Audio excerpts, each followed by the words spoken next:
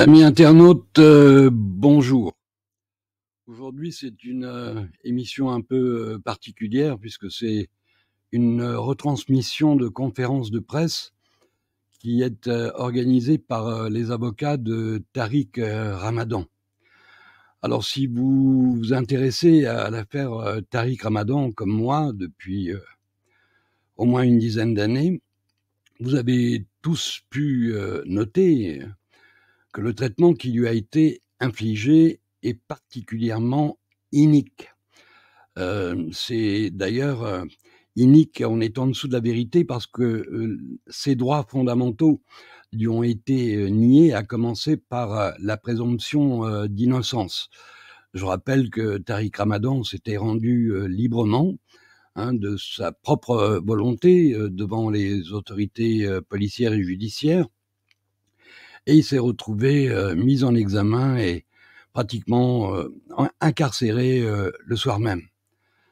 Alors j'ai eu cette discussion avec Alain Soral qui m'a expliqué, qui m'a dit le problème de Tariq Ramadan, c'est qu'il s'appelle Tariq Ramadan et pas Jacques Dubois, que par ailleurs c'est un intellectuel important, majeur, et que finalement il gêne un peu le pouvoir établi dans notre pays.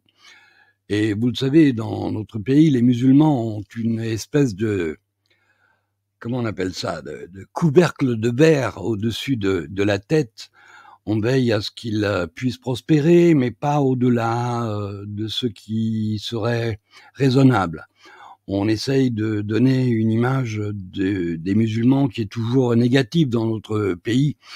Vous le savez aussi bien que moi, si vous regardez les médias mainstream de temps en temps, vous constatez qu'il y a une campagne permanente. Je dirais qu'elle date de l'élection de Nicolas Sarkozy.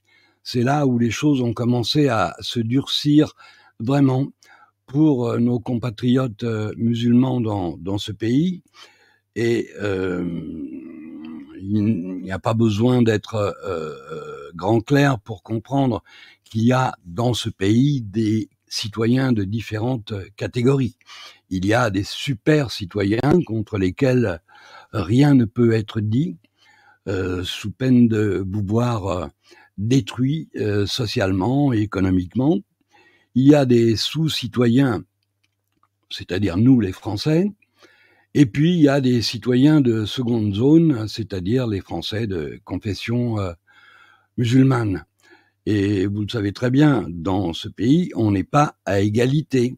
Si vous avez un nom à consonance arabe, vous avez quand même plus de chances d'être emmerdé par la police et la justice que si vous vous appelez Jacques Dubois ou Meyer Habib, par exemple.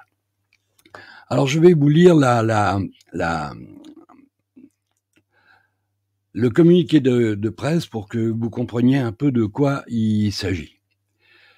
Depuis plus d'une décennie, les accusations de viol portées contre le penseur et universitaire musulman Tariq Ramadan font la une en Suisse, en France et bien au-delà. Pour ses détracteurs, ces accusations venaient confirmer leurs soupçons. Pour ses soutiens, les procédures ont rapidement ressemblé à une campagne destinée à faire taire l'un des intellectuels musulmans les plus en vue d'Occident.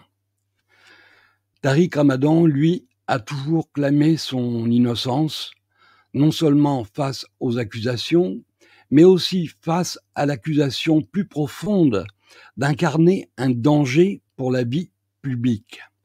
Selon lui, l'enjeu dépasse sa seule réputation et consiste en un effort plus vaste de discréditer les voix musulmanes, de faire taire les soutiens à la Palestine et de saper les causes arabes et musulmanes en Europe et à l'international.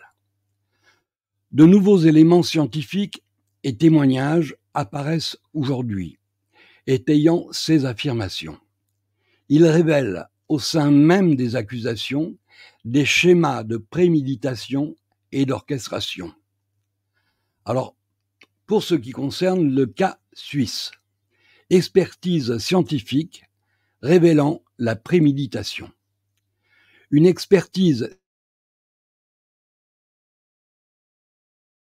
méthode linguistique judiciaire qui permet d'identifier l'auteur d'un texte démontre que la plaignante suisse Brigitte a rédigé des posts sur un blog le 14 octobre 2008, soit 2 semaines avant l'unique rencontre où elle affirme avoir été agressée par Ramadan. Dans ces textes, elle annonçait qu'une torpille est en préparation, révélant ainsi une opération planifiée. Une expertise indépendante utilisant 2 méthodes distinctes a donné la probabilité la plus élevée possible, respectivement 0,999 sur 1 et 1 sur 1. L'expertise conclut, la plaignante Brigitte a bien rédigé ce texte.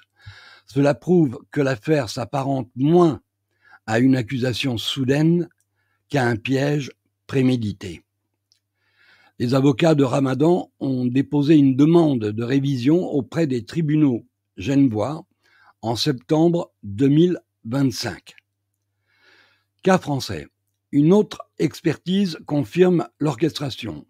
En France, une analyse stylométrique parallèle identifie la seconde plaignante Christelle comme étant l'auteur d'un ensemble de messages incriminant officiellement trouvés en ligne mais transmis à la police sur une clé USB par la plaignante elle-même. Ces messages rédigés 5 jours avant sa rencontre avec Tariq Ramadan décrivent explicitement un plan visant à le piéger dans une chambre d'hôtel. Là encore, 2 méthodes indépendantes sont arrivées à la certitude, 0,980 sur 1 et 1 sur 1, qu'elle en est l'auteur. C'est la conclusion formelle de l'expertise. La défense de Tariq Ramadan a déjà déposé une demande de réouverture du dossier devant la justice française en septembre 2025. Rétractation et manipulation de témoins. 2 anciennes plaignantes impliquées dans la procédure française sont depuis revenues sur leurs accusations. Elles reconnaissent avoir été manipulées, parlant d'un montage orchestré notamment par Jean-Claude Elfassi, un paparazzo franco-israélien d'extrême droite, et par d'autres opposants idéologiques. Parallèlement, une plainte pénale pour subornation de témoins contre Jean-Claude Elfassi, déposée le 24 octobre 2024, fait actuellement l'objet d'une enquête. Enjeu dépassant le seul cas Ramadan. Ces révélations dépassent la seule personne de Tariq Ramadan. Elles soulèvent de graves questions sur la manière dont les systèmes judiciaires, les récits médiatiques et certains réseaux idéologiques peuvent être instrumentalisés non seulement contre un individu, mais aussi contre des communautés entières. Les nouvelles preuves prouvent qu'il ne s'agissait pas uniquement d'une campagne contre Tariq Ramadan en tant que personne, mais aussi d'une opération plus large visant à délégitimer les voix intellectuelles musulmanes, affaiblir les soutiens à la cause palestinienne et stigmatiser les causes arabo-musulmanes en Europe comme à l'échelle internationale. Alors que les tribunaux suisses et français sont appelés à reconsidérer les affaires en septembre 2025, l'issue aura des répercussions qui iront bien au-delà du sort d'un homme. Ce sera un test pour savoir si les systèmes judiciaires peuvent reconnaître et corriger les moments où ils ont servi de levier dans des luttes culturelles et politiques plus vastes. Alors on va juste jeter un œil.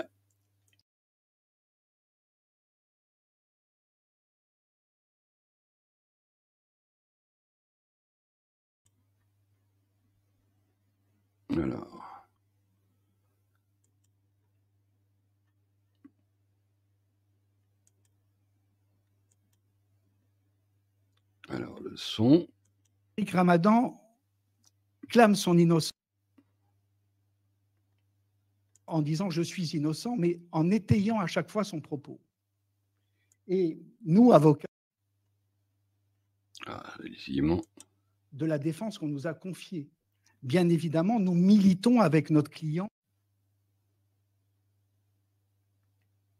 Nous ne sommes pas non plus des avocats bénis oui-oui. C'est-à-dire que nous ne sommes pas des avocats qui vont prendre pour acquis tous les éléments que va nous donner notre client. Nous allons également, parce que nous sommes aussi des défenseurs de la manifestation de la vérité, et donc nous allons vérifier également les éléments qui nous sont donnés par le client. Et nous allons vérifier ces déclarations. Et nous allons également appuyer ces déclarations si elles nous paraissent satisfaisantes, convaincantes. Et nous nous étions rendus compte que notre client avait raison sur plusieurs points, voire tous les points. Quand je dis plusieurs points capitaux, cruciaux, qui ont conduit des juges d'instruction avec un motif, l'emprise, puis ce motif balayé, comme je l'ai dit, et ensuite une chambre de l'instruction qui décidait de renvoyer M. Tariq Ramadan sur d'autres faits. Ces points capitaux, ils nous gênaient dans la mesure où les juges d'instruction ne les avaient pas repris, considérant que bien qu'ils ne soient pas étayés par les plaignantes, eh bien, il y avait un doute. Or, en droit français, vous ne l'ignorez pas, le doute bénéficie à l'accusé, aux mises en examen, à l'inculpé, peu importe, encore une fois, le statut qu'on lui donne. Et là, M. Tariq Ramadan, pour des raisons vraisemblablement, probablement, assurément liées à sa personnalité et son profil, le doute ne lui a pas profité. Mais ça, ce n'est pas mon propos, ce n'est pas notre propos aujourd'hui. Nous en parlerons, le cas échéant, devant la juridiction, lorsque nous aurons peut-être à évoquer son cas. Pourquoi je dis peut-être?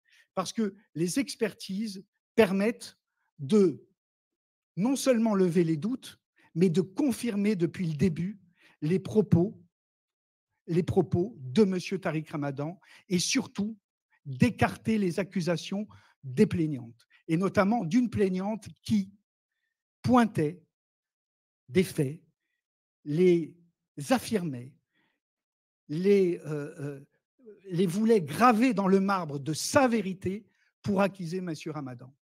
Et bien qu'elle ne n'en justifiait pas, inventant différentes histoires pour expliquer qu'elle n'avait pas d'éléments matériels qui les corroboraient, nous avons aujourd'hui la preuve, parce qu'il y a eu une évolution technologique que nous n'avions pas à l'époque de l'instruction. C'est-à-dire, c'est vrai, le progrès sert sur cette affaire la défense.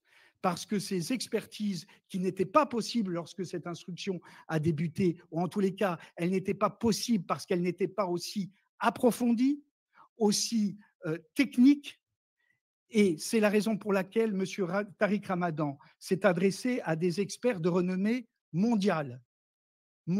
C'est-à-dire que leur savoir ne peut pas être mis en défaut, qui ont analysé les procédures et qui ont rendu des rapports qui balayent complètement les accusations portées, notamment par Paul Emma Aline, qui est une des plaignantes dans ce dossier partie civile. Alors, je l'ai dit, ces éléments sont également très importants, capitaux pour la défense de M. Tariq Ramadan en Suisse, et mes confrères autour de moi vont vous expliquer les uns après les autres quels sont-ils. Donc, en premier, vous aurez notre confrère suisse Guéric Canonica, qui est intervenu dans la défense de M. Tariq Ramadan en Suisse, qui va vous expliquer l'apport de l'expertise en stylométrie qui a été faite et qui a une force énorme pour solliciter vraisemblablement, probablement, assurément une demande de révision du procès, de la condamnation suisse de M. Tariq Ramadan. Ensuite, vous aurez mon confrère Wadi El Mamouchi qui va vous expliquer les différentes expertises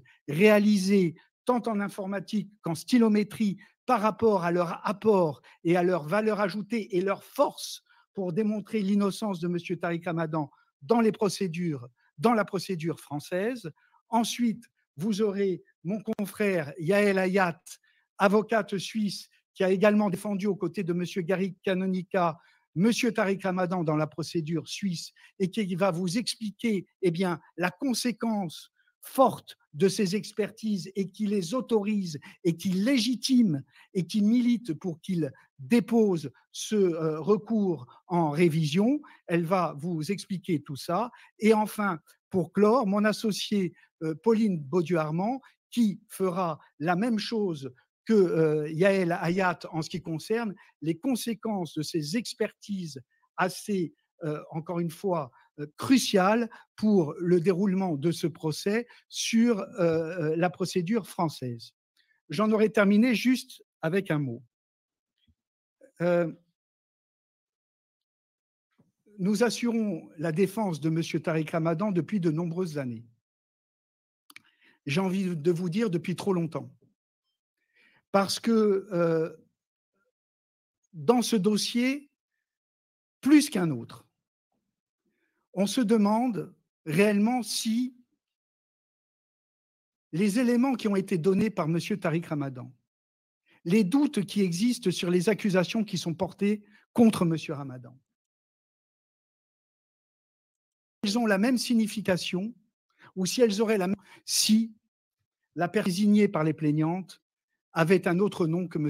Tariq Ramadan. Voilà, j'en ai terminé, je laisse la parole à mes confrères.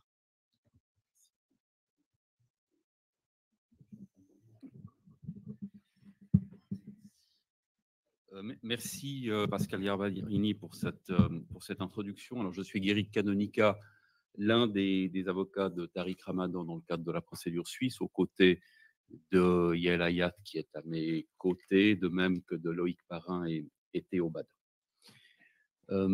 Pascal Garbarini vous a dit que Tariq Ramadan a fait l'objet d'une condamnation, et vous le savez, en Suisse. Et cette condamnation, elle a porté essentiellement sur la partie plaignante, à laquelle évidemment M. Tariq Ramadan opposait ses propres déclarations. C'était donc la version de l'un contre la version de l'autre, comme c'est souvent le cas dans ces affaires de nature sexuelle. Pascal Garbarini vous a dit que le temps est aujourd'hui venu de convoquer la science, c'est-à-dire de mettre de côté ce qui relève par nécessité de l'interprétation, fluctuante parfois en fonction des instances judiciaires, en fonction des personnes qui peuvent examiner des mots, pour revenir donc à la science. Et à la science seulement, c'est-à-dire ce qui ne souffre pas, ou à tout le moins, de très peu d'interprétation. Et lorsque vous entendrez dans quelques instants Hayat, elle vous expliquera qu'ici, dans ce que je vais vous présenter dans quelques instants, il n'y a pas matière à interprétation. La preuve est absolument rigoureuse. Pascal Garbarini vous l'a dit, la stylométrie. Qu'est-ce que c'est que la stylométrie en quelques mots brièvement? C'est l'étude des particularités lexicales, syntaxiques d'un texte, d'un corps de texte, en vue de tenter, dans la mesure du possible, de le rattacher, de l'approprier à un auteur donné. Alors évidemment, dans le cadre de cet examen, chaque détail compte. Ça peut être un espace, la gestion d'espace, l'éthique de ponctuation, la grammaire, les erreurs grammaticales ou encore la syntaxe. La stylométrie se décline évidemment elle-même en plusieurs méthodes, et celle à laquelle nous avons eu recours dans le cadre de cette affaire suisse s'intitule la linguistique computationnelle médico-légale ou linguistique assistée par ordinateur. C'est la stylométrie de référence, celle qui ne peut pas faire l'objet d'interprétation et qui est une preuve scientifique absolue. Euh, on pourrait vous parler longtemps de cette stylométrie, mais ce n'est probablement pas l'objet essentiel de cette conférence de presse de ce jour. Mais j'aimerais quand même vous indiquer un certain nombre d'éléments complémentaires. Le premier, c'est que cette science, qui n'est pas nouvelle en soi, mais qui a connu un élan considérable dans les derniers mois et dans les dernières années, a permis, en France par exemple, mais également aux États-Unis, de résoudre, ou à tout le moins de faire avancer des affaires qui patinaient, si vous me passez l'expression, depuis de nombreuses années. En France, on pense notamment immédiatement à l'affaire du petit Grégory. La stylométrie a été mise en œuvre dans le cadre de cette affaire et a permis une avancée notable du dossier. Et elle a permis une avancée notable du dossier, c'est un élément intéressant, en mandatant, en mettant en œuvre, c'est la justice française, une société suisse établie en Valais qui semble avoir des connaissances extrêmement poussées et approfondies en la matière.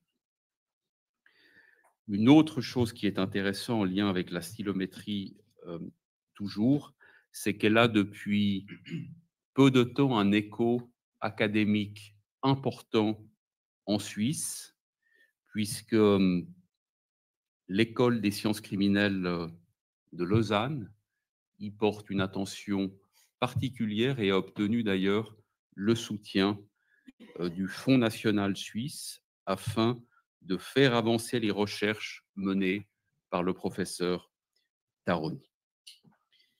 Dans le cadre de ce volet suisse, nous avons donc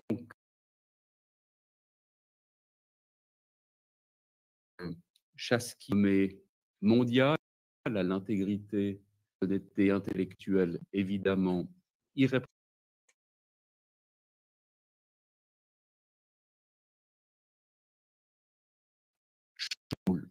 renverse la condamnation dont Tariq Ramadan a fait preuve. Ce nouveau regard, Yael Hayat vous l'expliquera dans quelques instants.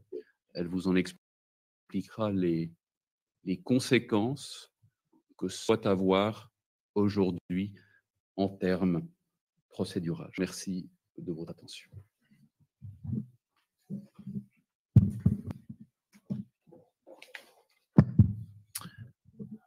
Bonjour, je me présente, Maître Wadi Alamamouchi, avocat de Tariq Ramadan en France. Je vais tenter d'illustrer de façon concrète ce que vient de dire mon confrère suisse à travers différentes illustrations, à travers différents éléments du dossier qui nous intéresse aujourd'hui, pour lequel vous êtes venu aujourd'hui. Tous les éléments dont je vais vous faire état, et je vais effleurer que quelques éléments, reposent uniquement et stricto sensu sur des bases scientifiques. Je vais commencer par illustrer la stylométrie. Par exemple, dans le cadre de notre dossier, il se trouve que, par exemple, la brigade criminelle, donc spécialisée en matière de viol, a exhumé parmi tout le contenu informatique qu'a remis une des plaignantes un message, et pour lequel la brigade criminelle s'est interrogée. S'est interrogée puisqu'il apparaissait que, d'une part, celle qui portait ce message prenait le pseudonyme de Nathalie. Nathalie qui était justement reconnue par une des plaignantes devant un juge d'instruction comme étant le pseudonyme qu'elle utilisait de façon régulière. Nathalie, Nati ou Nathalie Magnon. Eh bien, cette fameuse Nathalie dira 3 jours avant la seule et unique entrevue avec Monsieur Tariq Ramadan. Elle parlera à une interlocutrice, elle dira je suis en train de préparer un plan, je suis en train de préparer un piège, et Tariq Ramadan risque, suite à mon piège, de se retrouver en une de tous les journaux. La brigade criminelle met en évidence ce message contenu sur une clé USB que remet la plaignante avec le pseudonyme de Nathalie, pseudonyme qu'elle-même reconnaît utiliser lorsqu'elle est sur les blogs. Eh bien, cet argument sera balayé par un revers de main par les juges d'instruction. Et c'est là où, encore une fois, la défense de Tariq Ramadan, comme disait mon confrère Maître Garbarini, s'appuie aussi sur des éléments scientifiques. Une expertise en stylométrie viendra accréditer ce que finalement, nous, avocats de la défense, mais aussi la brigade criminelle, pensaient très très fort, à savoir que la plaignante était cette fameuse Nathalie, grâce notamment à cette expertise en stylométrie. Voilà, vous avez le message ici en question.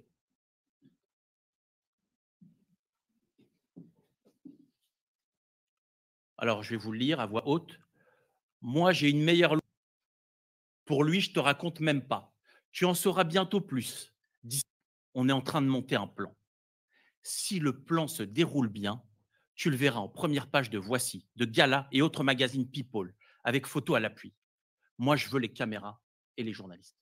Ce message-là, 3 jours avant l'entrevue avec M. Tariq Ramadan. 6 jours, exact, 6 jours. Nous allons avoir une autre expertise qui a confirmé une expertise précédente en ce qui concerne notamment la présence de cette plaignante lors d'une conférence. Souvenez-vous, remettez-vous dans le contexte. La plaignante disait avoir rencontré M. Tariq Ramadan avant l'organisation de la conférence. Elle disait avoir été violentée, elle disait avoir été violée, elle disait avoir été séquestrée, elle disait avoir été laissée en guenilles, quasiment mourante, et donc ne pas avoir participé à cette conférence. Nous avons produit des photos qui sont au dossier où un expert désigné par les juges d'instruction a lui-même considéré qu'il y avait de fortes chances que la personne qui était sur les photos fournies par la défense de Tariq Ramadan était bien la plaignante en question. Donc cette plaignante qui dit ne pas avoir assisté à la conférence parce que blessée, violée, torturée, etc., séquestrée, eh bien, un expert indépendant désigné par les juges d'instruction corrobora qu'il y a de très fortes chances finalement qu'elle ait pu participer à la conférence et sans aucune, bien sûr, échymose, sans aucune espèce de blessure. Elle contestera, elle niera. Et M. Ramadan, dans un souci de preuve et de justice surtout, va diligenter une seconde expertise où là encore, l'expert conclura au même résultat, à savoir qu'il y a une probabilité très forte, pour dire quasiment 100%, qu'il s'agissait bien de cette plaignante en question qui était sur la photo.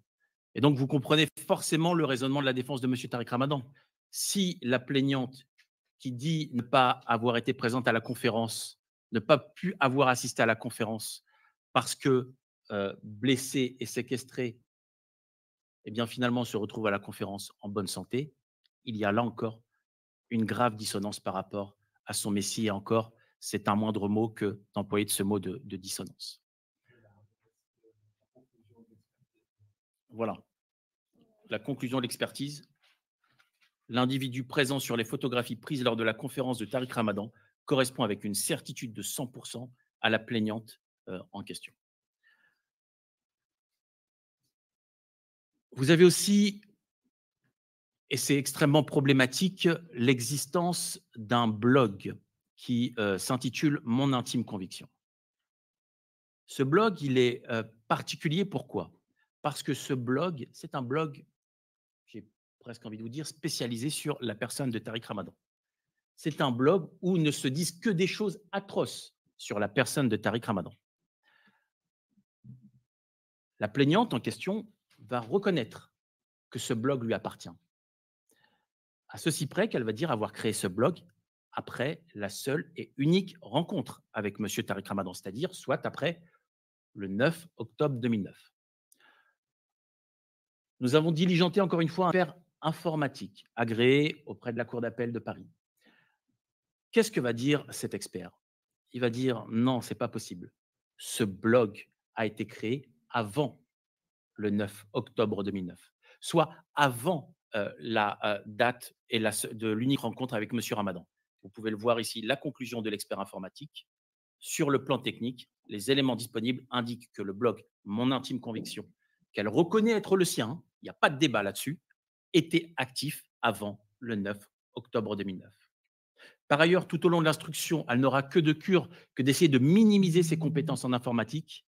L'expert informatique, on ne va pas entrer dans les détails aujourd'hui, mais dira tout l'inverse à travers certaines aspirations de blog, à travers l'utilisation de certains fichiers, dira qu'elle est experte justement en informatique. Et puis enfin, vous avez aussi, et ça souffre effectivement cruellement, et j'ai jamais vu moi un tel dossier où finalement il n'y a pour aucune des plaignantes, et c'est d'ailleurs même dit par la chambre de l'instruction, aucune espèce de constat médical avec des lésions, des constats de lésions, etc. Nous avons consulté un expert médical et qui dit la chose suivante, qui dit, au vu de ce que la plaignante décrit, de la violence notamment de ce qu'elle dit avoir subi et vécu, de la violence de ce qu'elle dit être ses lésions, parce que malheureusement, nous n'avons pas de quelconque lésion. La plaignante a été voir un... La conclusion de l'expert dit bien que aucune prise en charge médicale initiale immédiate à laquelle on aurait pu s'attendre, compte tenu des éléments traumatiques décrits, n'apparaît dans le dossier. Ni examen somatique, ni gynécologique, ni demande d'examen complémentaire ou de consultation spécialisée. C'est-à-dire que l'expert médical dit qu'il est quasi impossible, quand bien même il s'agissait du médecin le plus incompétent du monde, qu'avec un tel récit, lorsque une plaignante vient de le voir, et avec ce qu'elle décrit avoir comme lésion, il était impossible que le médecin, à travers son récit, ne l'oriente pas, soit vers des spécialistes, soit vers les urgences, voire même une simple consultation à l'hôpital en hospitalisation. Les soins qui ont été prodigués ne correspondent absolument pas et ne sont en aucun rapport avec des faits de viol. Et là, encore une fois, c'est un élément concret que nous avons dans le dossier. Voilà, j'ai effleuré avec vous quelques éléments du dossier. Dites-vous que ce sont quelques éléments, et les éléments les plus récents, mais dites-vous que pour chacune des plaignantes, quasiment, nous avons près d'une cinquantaine d'éléments de cette nature qui figurent dans le dossier. Alors, encore une fois, M. Tariq Ramadan, qui convoque cette conférence de presse, vous l'avez bien compris, il ne demande pas un traitement spécial pour lui. Il ne demande pas un traitement approprié. Il demande juste une chose, un traitement juste sur le dossier, et rien que sur le dossier.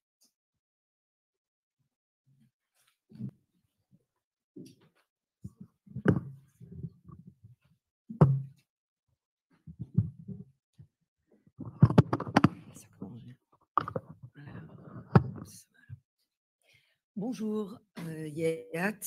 Je suis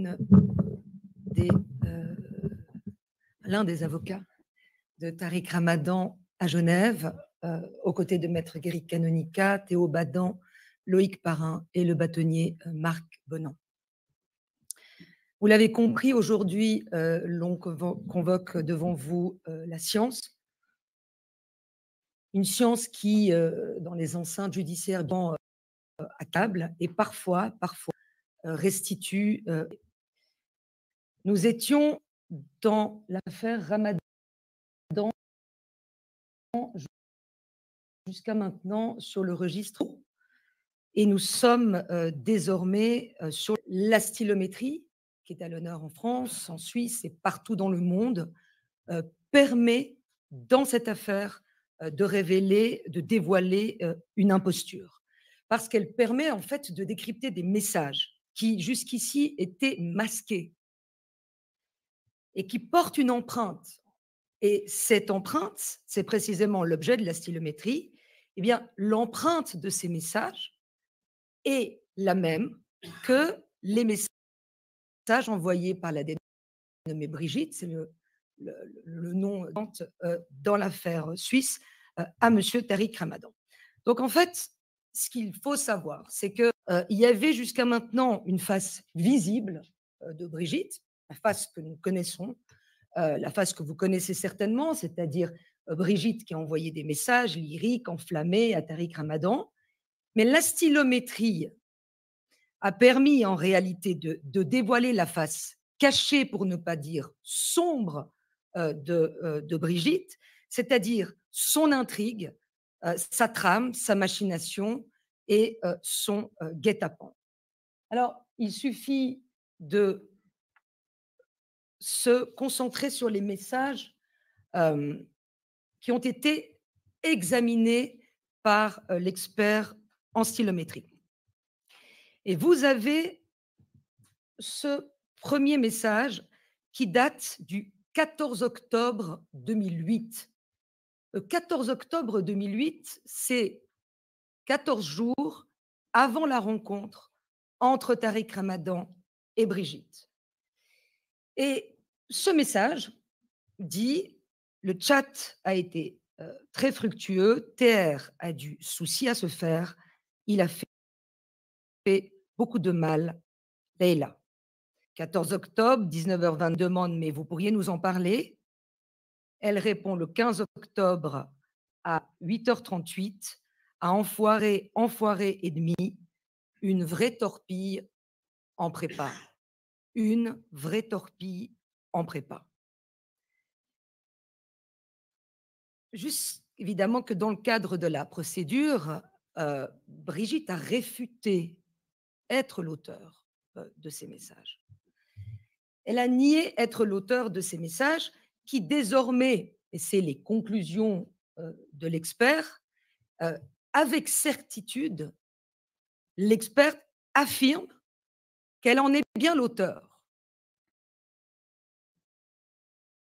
Et c'est quelque chose évidemment qui est renversant parce que nous sommes 14 jours avant la rencontre, et c'est-à-dire que dans cette face cachée, en coulisses, nous avons cette pseudo-Leïla, en réalité Brigitte, qui évoque, affirme qu'une torpille est en prépa, et dans un même temps, nous avons la face visible de Brigitte qui, de façon contemporaine et simultanée, écrit à Tariq Ramadan.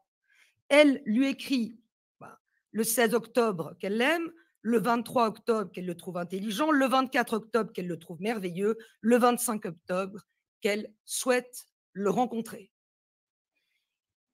Et puis évidemment qu'ils se rencontreront puisque la cible est désormais visuelle et ça n'est pas un hasard si ce jour-là, elle montera dans la chambre 501 de l'hôtel Mon Repos à Genève. Il faut retenir cette phrase, la torpille est en prépa, qui n'est pas une phrase neutre. Quand on parle de torpille, évidemment qu'on emprunte au langage de guerre, c'est un engin de guerre rempli d'explosifs, utilisé sous l'eau, c'est-à-dire que ce n'est pas une guerre face à face, ce n'est pas une guerre sur le terrain des idées qu'on s'apprête à livrer, c'est une guerre en tenue de camouflage, en sous-marin. Et c'est exactement ce qui va se passer. Parce que Brigitte, évidemment, va se présenter sous les plus beaux attraits à Tariq Ramadan, mais elle a un projet qui est très clair, amorcer, séduire, abattre, comme une torpille qui explose sa cible. Et au fond, ce message, pourquoi il est important et pourquoi il est renversant? Parce qu'il permet d'affirmer que rien dans cette affaire ne relève du hasard. Rien dans cette affaire ne relève du hasard parce qu'elle en a le contrôle, parce qu'elle en a la maîtrise, parce qu'il y a d'un plan, d'un dessin, d'une torpille qui est en préparation et qui explosera le 13 avril 2018 lorsque la plainte sera déposée. Alors, il faut en finir et en tirer les conséquences. Il y a des figures tutélaires, notamment en France, comme Zola qui disait que tout jugement des hommes est faillible et il faut poser le postulat que l'on peut condamner un innocent. Il faut poser ce postulat. Et en réalité, il faut le poser simplement, sans aucune rancœur, parce que si la justice en Suisse s'est trompée, c'est qu'on l'a trompée. Si elle s'est égarée, c'est qu'on l'a égarée, parce qu'elle était dans l'ignorance d'un fait essentiel, l'existence d'un projet. Et là, au fond, cette stylométrie, c'est en quelque sorte une torche qui vient éclairer cette affaire. Et moi, je suis persuadée, et je veux croire que si les juges suisses, et en particulier le procureur de la République des cantons de Genève, s'il avait été nanti de ce fait-là, de ce projet-là, de ce dessin, de cette torpille en préparation, je suis persuadée que le procureur de la République et canton de Genève n'aurait pas renvoyé Tariq Ramadan en jugement. Alors, nous, avocats suisses, demain, nous réparerons cette ignorance par un acte judiciaire qui est une demande de révision que nous allons déposer dans les prochains jours parce qu'il faut reprendre l'ouvrage. Il faut maintenant savoir qui est derrière ce message, qui est derrière cette torpille en préparation. Est-elle la seule fossoyeur de Tariq Ramadan ou y a-t-il des complices ou des autres auteurs? Il faut reprendre cet ouvrage pour savoir qui se cache derrière cette machination qui est le qu'on vient ici de vous révéler. Et poursuivre l'enquête. Et je crois que désormais, et vous saurez, et vous êtes nantis désormais de cette vérité. Et chaque fois que vous entendrez des allégations d'une ou l'autre des plaignantes, et en particulier de la plaignante suisse, vous aurez une petite musique, pour ne pas dire un requiem derrière, dans votre tête. La torpille est en préparation.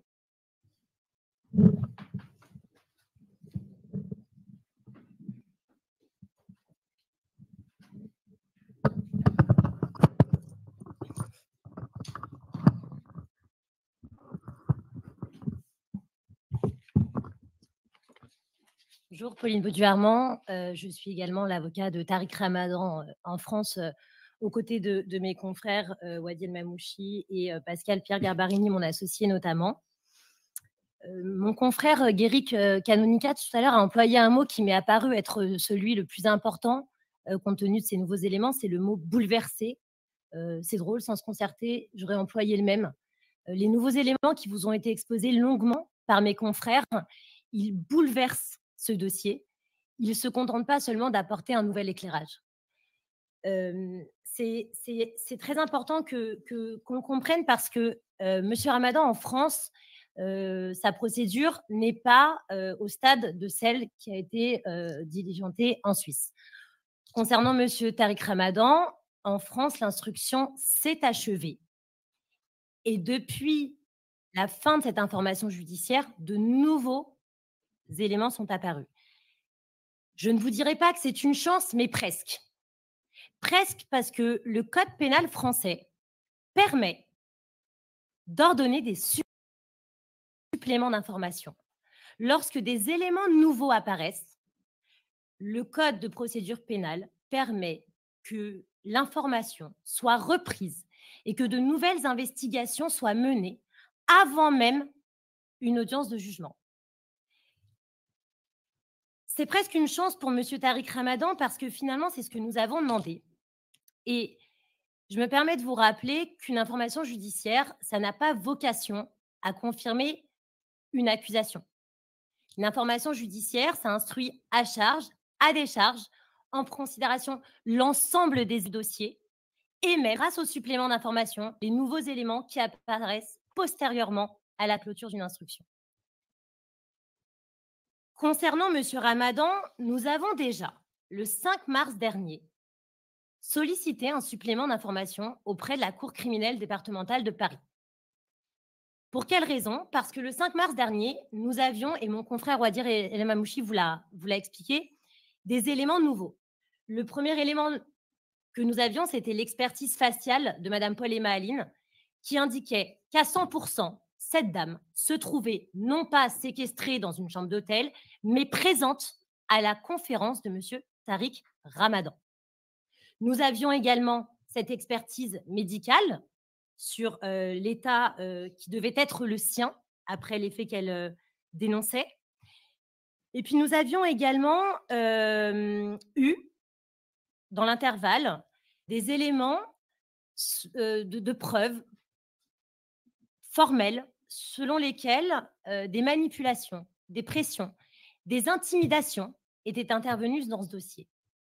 C'est si vrai que ces éléments, ils nous ont été produits par certaines des plaignantes elles-mêmes, notamment Madame El Ayari, qui elle-même a évoqué un piège. Et c'est également cet hiver, une information judiciaire est ouverte au tribunal judiciaire de Paris concernant des interventions de tiers sur les plaintes, sur les déclarations que devaient avoir les plaignantes à l'encontre de M. Tariq Ramadan. Vous avez le message de Mme Ayari sur l'écran, sur le piège qui a été tendu à M. Ramadan. En mars, nous avions d'ores et déjà ces éléments nouveaux et nous avions sollicité auprès de la Cour criminelle départementale que soit ordonné un supplément d'information. Ces éléments qui sont forts, très forts, n'ont pour l'instant pas trouvé.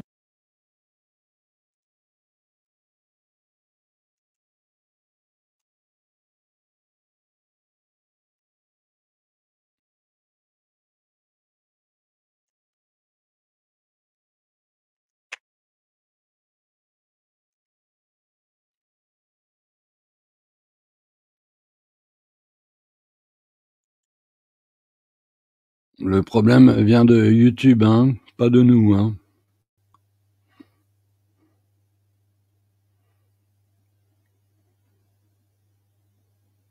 Alors.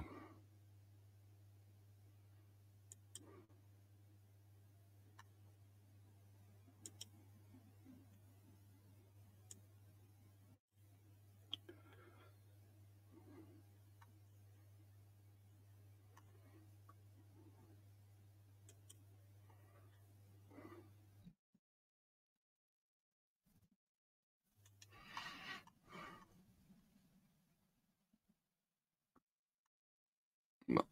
Il y a une petite interruption.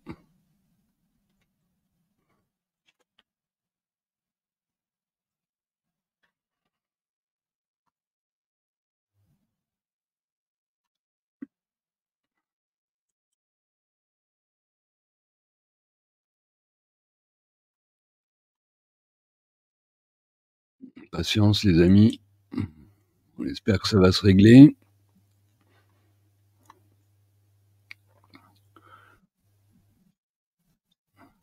Le supplément d'information. Ah, voilà. Je n'imagine pas qu'elle ne trouve pas d'écho. Je n'imagine pas qu'il ne soit pas fait droit à cette demande parce que, vous le constatez, en l'état, nous sommes face à un dossier qui est inachevé, qui est inabouti. Et juger un homme devant une cour criminelle sur un dossier inachevé, inabouti, c'est réaliser un procès qui n'est pas contradictoire. Ce n'est pas le droit à un procès équitable et c'est surtout le meilleur moyen de conduire ce procès à un échec et à une erreur judiciaire. Monsieur Ramadan demande pas quelque chose d'inédit. Monsieur Ramadan, il demande à ce que le droit lui soit appliqué. Cette demande de supplément d'information, je vous le précise, elle est fréquente, elle est souvent ordonnée. Un supplément d'information en droit français, ce n'est pas quelque chose d'inédit, c'est quelque chose qui est souvent réalisé. Et c'est si souvent réalisé d'ailleurs que dans le cadre d'un procès très médiatisé en ce moment, il n'y en a pas eu une, il y en a eu deux. Et ce procès a été déprogrammé à plusieurs reprises parce que l'accusation considérait que ce procès ne pouvait pas se tenir tant que tous les éléments n'avaient pas été évoqués. Je ne m'attellerai pas plus à vous montrer que tous les éléments n'ont pas été examinés par l'instruction puisqu'il n'est de cause, Tariq Ramadan doit bénéficier de ce supplément d'information parce qu'il est injusticiable comme les autres et parce qu'à défaut, son procès serait voué à l'échec.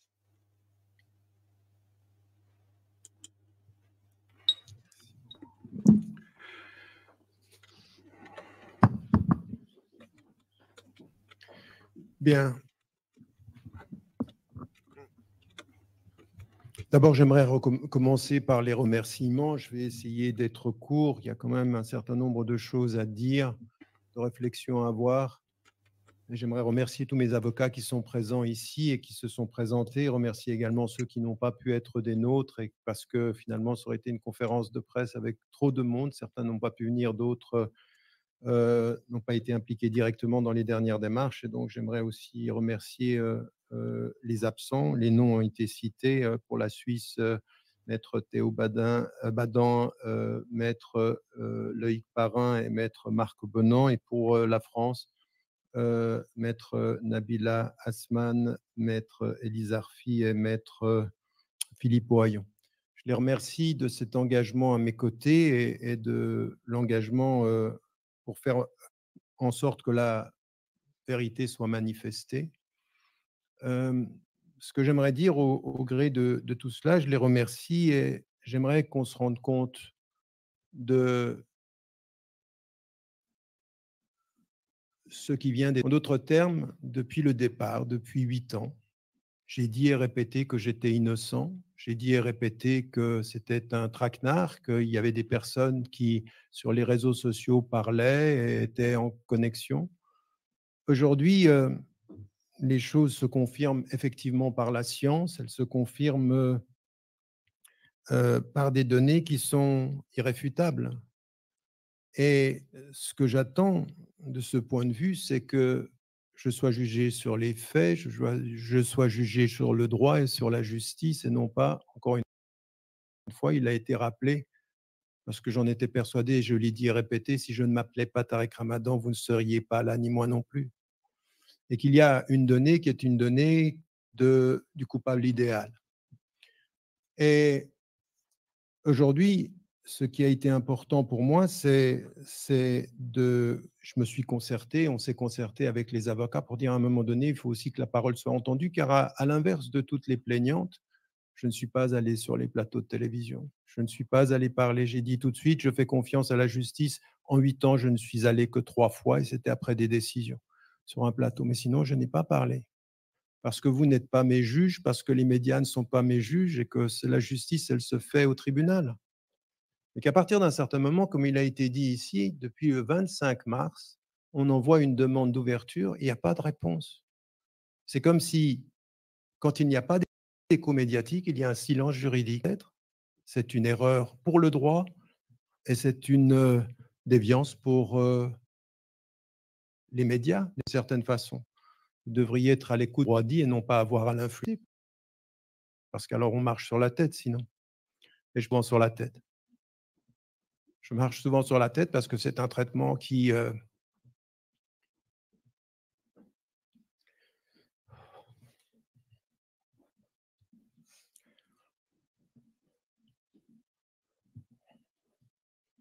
c'est un traitement qui a fait que il y a eu 8 ans de ma vie.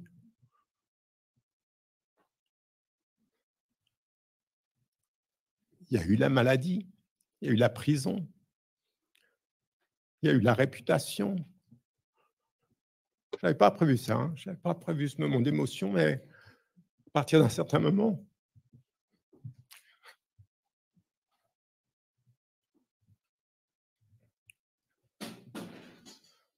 je ne sais pas si vous vous rendez compte de ce que c'est que de traverser ça. Là, ce que vous avez entendu, c'est que des personnes ont prémédité des pièges. Et je l'ai dit pendant 8 ans. Et on ne me répond pas, la justice ne me répond pas, et j'ai l'impression de ne pas avoir toujours été entendu. Et donc, aujourd'hui, j'aimerais juste rappeler très rapidement 3 ou 4 choses, et j'aimerais vraiment m'en tenir au temps qui m'est imparti. La première des choses, j'aimerais vous rappeler un fait de droit. Moi, quand on a commencé cette affaire-là, les médias se sont emparés d'une chose en disant « Tarek Ramadan a menti, il n'a pas reconnu les relations ». Et effectivement, et je peux vous le dire aujourd'hui, c'est le seul mensonge qui ait eu lieu et qui ait eu lieu en France, parce qu'en Suisse, j'ai dit et tout de suite dit, il n'y a pas eu de relation, il n'y en a pas eu. Et en France, j'ai protégé ma famille et j'ai voulu me protéger. Alors, en fait, mon premier avocat m'a dit, Tarek, c'est mieux que vous ne reconnaissiez rien. Et en fait, ça m'arrangeait de ne rien reconnaître. Mais ce que je veux dire, parce que certains d'entre vous viennent de l'étranger, ils viennent d'Angleterre, et ils ont pensé que j'avais menti sous serment. Jamais sous serment, je n'ai menti. Mais ce qui est le plus important, c'est que j'ai suivi une voie qui m'arrangeait moralement et qui n'était pas forcément juste juridiquement. Sauf que, vous avez peut-être entendu l'ancien ministre de la Justice, Éric Dupond-Moretti, dire qu'en France, un accusé peut mentir quand cela permet de faire en sorte que l'accusateur apporte des éléments pour prouver. Eh bien, dans ce cas-là, c'est exactement ce qui s'est passé. Maître Hamamouchi vient de mettre en évidence que la clé USB, c'est la clé qu'elle a donnée pour prouver qu'il y avait. C'est en fait, ça l'a poussé à nous donner les éléments qui vont prouver qu'en fait, il y avait une manipulation. C'est exactement la même chose avec l'ordinateur. L'ordinateur a dû être donné. Eh bien, tiens, on trouve sur l'ordinateur des choses qu'on aurait cachées si le premier mensonge n'avait pas été. Il ne le justifie pas moralement, mais quel bienfait juridique. Parce que ce que dit effectivement l'ancien ministre de la Justice, à des moments donnés, vous poussez l'autre à devoir montrer ses preuves, et dans ses preuves, il y a sa propre accusation. Et de ce point de vue, c'est la clé USB, ce sont les messages qu'on vous a montrés. Et aujourd'hui, ce qui est tout à fait particulier, c'est que, comme il vous a été dit également, c'est qu'au cours de l'instruction, la brigade criminelle, elle a le soupçon, en fait, que ces femmes mentent. Et non pas simplement le soupçon, hein, des rapports mettent en évidence qu'elles mentent. Et les juges n'en tiennent pas compte. Pendant 8 ans de ma vie, elle m'envoie en prison, en détention préventive, pendant 9 mois et demi de ma vie. Et vous remarquerez quand même, parce que c'est ce qu'a dit Maître Garbarini, qu'il y a quand même un traitement spécial, parce que qui est allé en prison pour des affaires de cette nature après le 8? Il y en a combien? Vous en comptez combien? Je dois pratiquement faire l'exception. Parce que j'étais le coupable idéal. Et on ne m'a pas entendu. Et aujourd'hui, la brigade, ce qu'on vient de vous exposer, c'est la confirmation des soupçons de la brigade criminelle, mais cette fois-ci de façon scientifique. Cette fois-ci, on ne peut pas faire ce qu'on trouve dans l'ordonnance, une hésitation sur on n'est pas. Non, cette fois-ci, les choses sont claires. Et vous savez qu'en statistique et en calcul de probabilité, au-dessus de 95%, c'est considéré comme une certitude. Et nous sommes à 96,9 et à 97,17 et 100%. Et ce que j'aimerais vous dire, parce que ça a été mis en évidence, c'est qu'effectivement, on a diligenté des expertises qui vous ont été présentées dans l'esprit et à la forme. Mais j'aimerais vous dire une chose, c'est que la première expertise qu'on a demandée, elle venait à 97 et à 100%. Mes avocats, par précaution, ont demandé à ce qu'on ne fasse d'autres tests. Alors écoutez bien, parce que les résultats finaux ici, ils ont été confirmés par 3 tests et 2 méthodes. Ça veut dire 6 fois, ce sont elles qui ont écrit. 6 fois. C'est-à-dire 6 tests avec la linguistique forensique assistée par ordinateur, dont vous pouvez aller chercher partout où vous voulez. C'est celle qui est reconnue en stylométrie comme celle qui est la plus scientifique. Et qui l'a fait? C'est la personne de référence aujourd'hui sur le plan mondial, qui est le docteur Chasky. Donc par 6 fois. Donc je ne sais pas où on va pouvoir maintenant essayer d'éviter cette vérité. Moi, c'est ce que j'attends. Et on m'a dit, moi, j'avais le même mode opératoire. Mais pourquoi est-ce que nous avons décidé d'être les avocats suisses et les avocats français? Parce qu'en fait, c'est le même mode opératoire. Mais ce n'est pas le mien. C'est celui de celle qui m'accuse. Le même mode opératoire. 2 semaines auparavant, 6 jours auparavant, les choses sont claires et elles se connaissent. Il faut savoir que dans le dossier, elles affirment au départ ne pas se connaître. Elles se connaissent depuis 2009, les 2 plaignantes. Elles se parlent et on le sait, et tout le monde le sait. Et mes avocats, au tout début, m'ont dit l'affaire suisse est une affaire suisse, l'affaire française est une affaire française, sauf que quand la science parle et qu'elle dit c'est la même chose, c'est la même affaire avec les mêmes personnes qui se connaissent, il faut qu'on en tire des conclusions de ce point de vue. Et ce n'est pas tout. Vous savez, dans le décompte qu'a dit Maître Garbarini, il y avait 6 personnes. Ce que vous devez savoir, c'est que plusieurs ont été écartées. 2 d'entre elles ont été écartées. Mounia Rabouche et une qui s'appelle Elvira et qui est Inès Marie Iglesias Magdalena. Qu'est-ce qu'elles disent, ces 2 personnes, maintenant?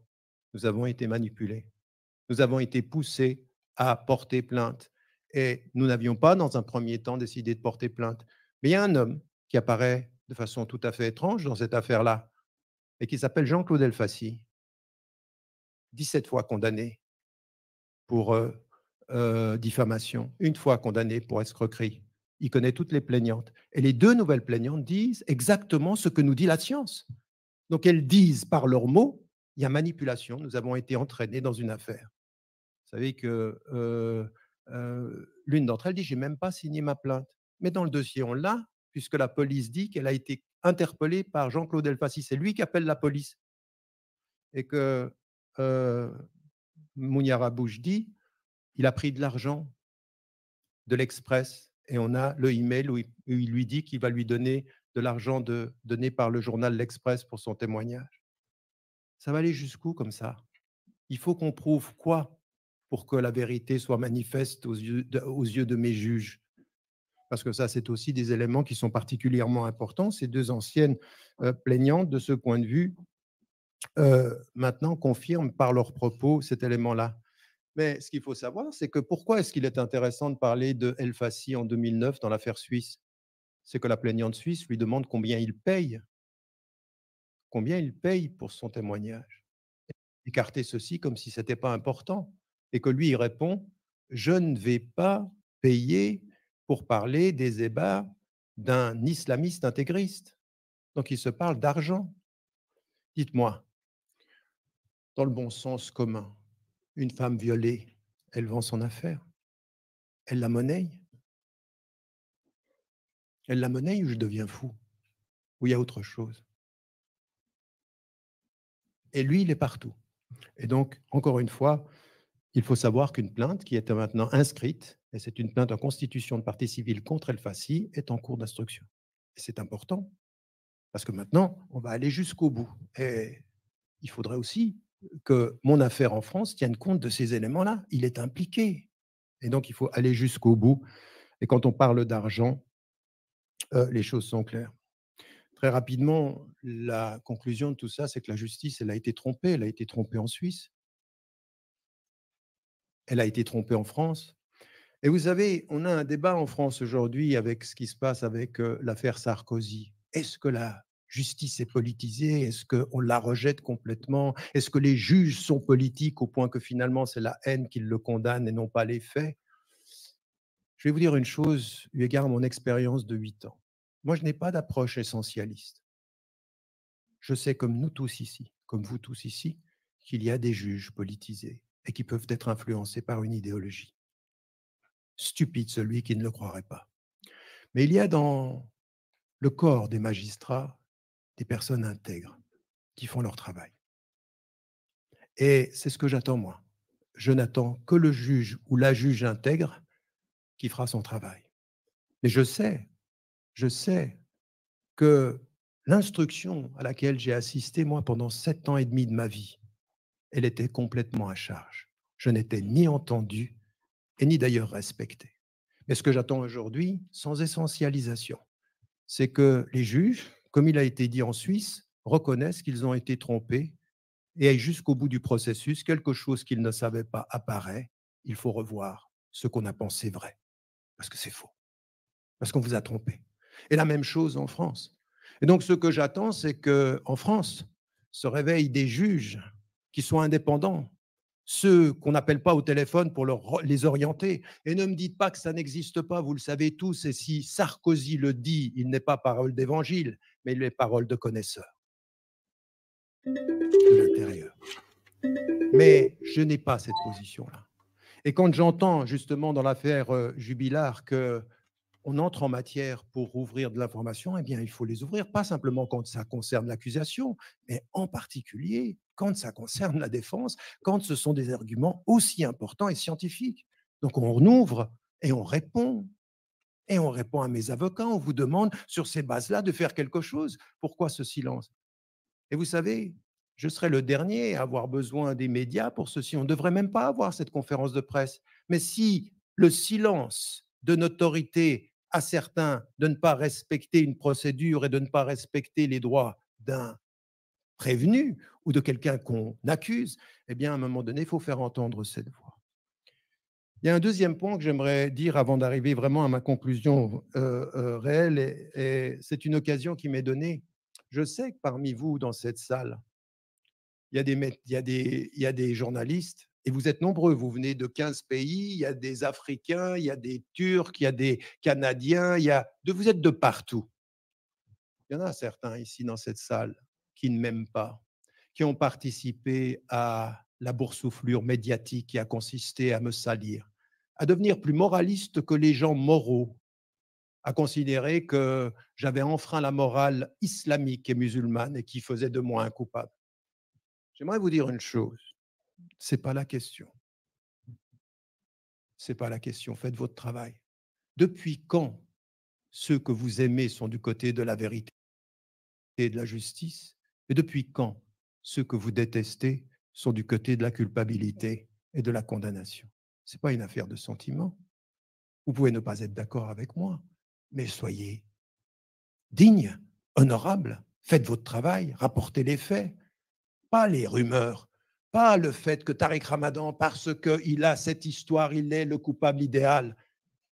J'aimerais vous dire une chose, vous êtes vous. Vous avez fait du mal parce que vous avez rapporté des rumeurs, vous avez sali un homme et sa famille. Je ne vous demande pas ça, ça m'intéresse ça. Je vous demande juste de faire votre travail de journaliste. Et votre travail de journaliste, c'est de rapporter les faits avec le plus d'objectivité possible. Et cette fois-ci, là, maintenant, ce que vous avez entendu de mes avocats, c'est de dire les faits sont têtus. Et la science, quand elle parle, l'idéologie se tait. L'idéologie se tait. Et c'est peut-être de ça dont il faudrait aujourd'hui que vous preniez compte. Vous savez, il y a un documentaire qui se prépare sur Netflix et ils sont entrés là-dedans, ils viennent des États-Unis et d'Angleterre, mais ils sont sidérés en fait.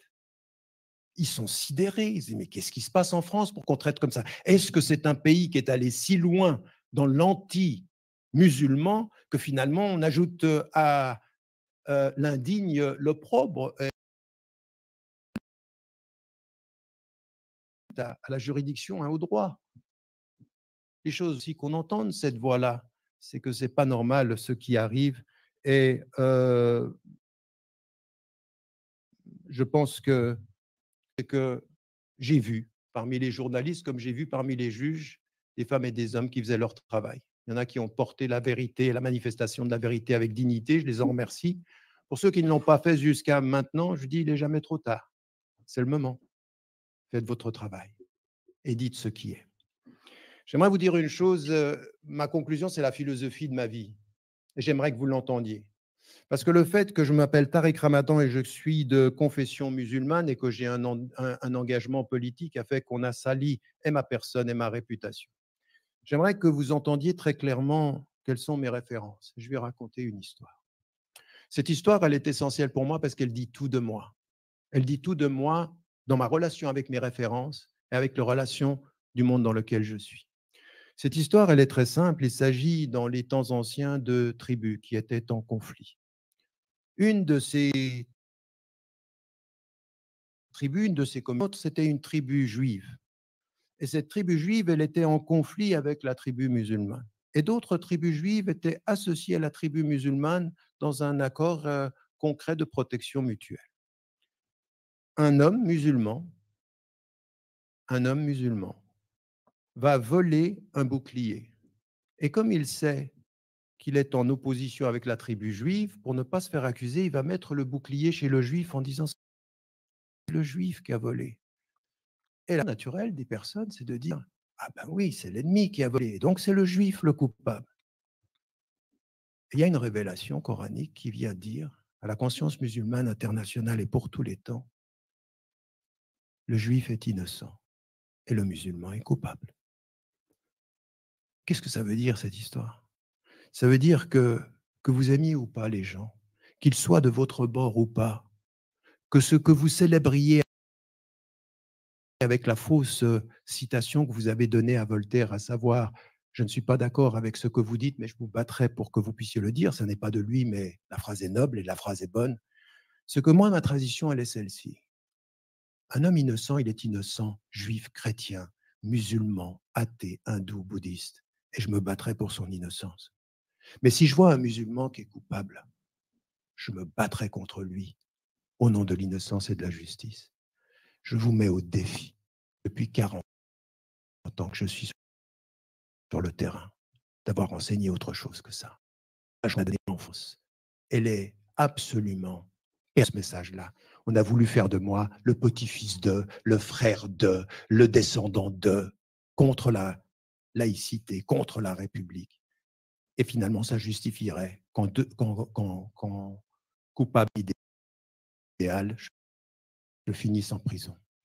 Bien non, je le répète, sans de tout cela, je suis victime effectivement de personnes qui ont planifié en trompant la justice. Juste que justice soit faite aujourd'hui. Je vous remercie.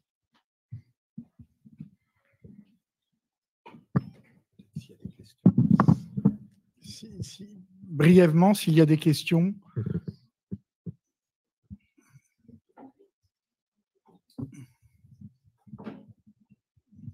Vous avez la parole. En défense. On doit donner le micro.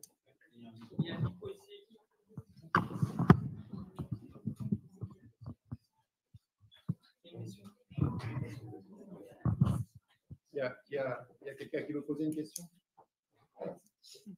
Le micro, il est là. Il est là.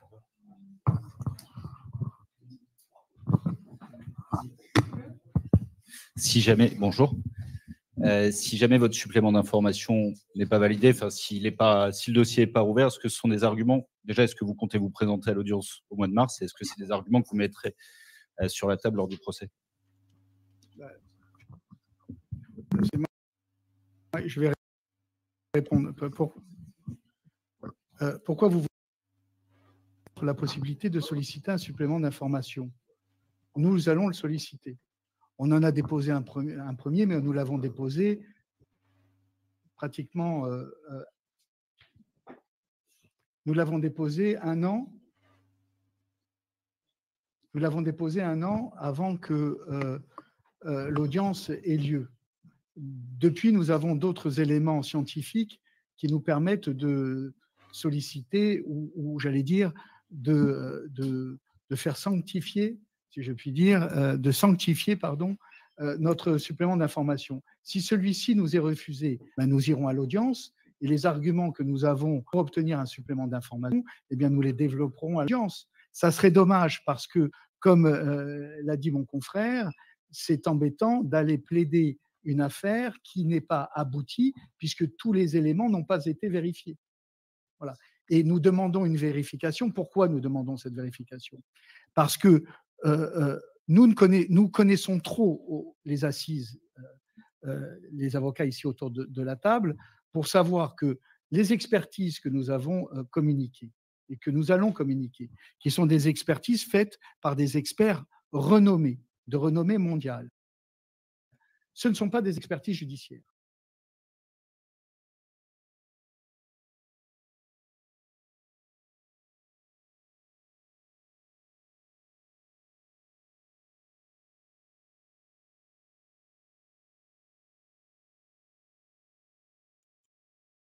Tirer les conclusions. Si elles ne sont judiciaires par impossible décidait que eh bien, les expertises privées ne sont pas fiables, eh bien, dont acte, et nous plaiderons. Mais nous estimons justement, parce que nous croyons à la manifestation de la vérité, que nous devons mettre tout sur la table avant l'audience. Parce qu'on aurait pu avoir une stratégie, mais j'allais dire, de rameur de petit temps, si vous me permettez l'expression, d'arriver à l'audience, avoir caché sous notre robe les expertises et les sortir en les agitant comme un chiffon rouge à l'audience. Mais ce n'est pas notre vœu. Notre vœu, c'est la consécration de l'innocence de M. Ramadan, mais également la manifestation de la vérité. Et nous pensons que comme le Code de procédure pénale nous l'offre, il faut que nous passions par cette demande de supplément d'information avant les assises.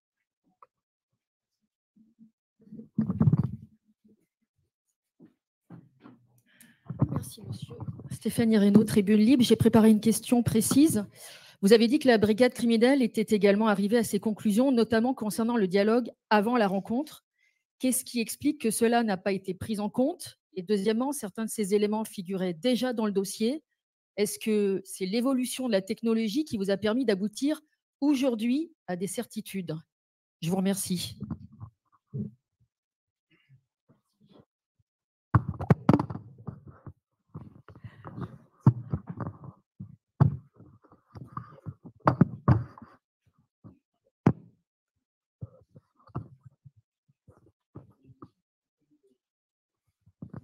Merci. À vrai dire, votre question, elle pourrait, votre simple question, elle pourrait illustrer la quasi-totalité du dossier. Pourquoi, alors que la brigade criminelle pointe ce point crucial, qu'il y a d'autres éléments, d'autres contradictions? Je vais plus loin. La question que vous êtes en train de nous poser, sachez que même la juge d'instruction l'a posée à des plaignantes. Sachez que même la juge d'instruction, en fin d'instruction, pose la question à celle qui lance l'affaire d'ailleurs, la première plaignante, en lui demandant: «Mais à quel moment vous ne mentez pas? Vous comprenez que vos mensonges, risquent de coûter cher à tout le monde, que ce soit à vous-même, que ce soit à monsieur Ramadan», et elle-même, est dans, l'incroyance la plus absolue à un moment donné, pendant l'instruction, vis-à-vis de plaignantes. Mais on a l'impression que les juges d'instruction, en tout cas c'est ce qui apparaît durant l'instruction, ont préféré fermer les yeux sur tout un pan de certaines déclarations, de certaines auditions qui étaient contradictoires par rapport aux déclarations des plaignantes, pour la simple et seule raison, si j'essaye de réfléchir rationnellement, c'est d'essayer de faire tenir un dossier qui, en réalité, lorsqu'on on l'expertise de A à Z, ne tient absolument sur rien de concret, si ce n'est que, comme vous l'a dit tout à l'heure monsieur Ramadan, sur des rumeurs, sur des dires et sur des accusations qui ne sont pas corroborées. Tous les éléments probants, tous les éléments scientifiques ont à chaque fois été du côté de monsieur Tariq Ramadan. Voilà, et c'est la raison pour laquelle aujourd'hui cette conférence de presse, les expertises et les suppléments d'information, leur but c'est justement d'essayer de tenter de renverser cela, de faire en sorte pour qu'une fois que finalement on respecte le droit rien que le droit, les faits rien que les faits, et que c'est à l'accusation de prouver la culpabilité de monsieur Ramadan.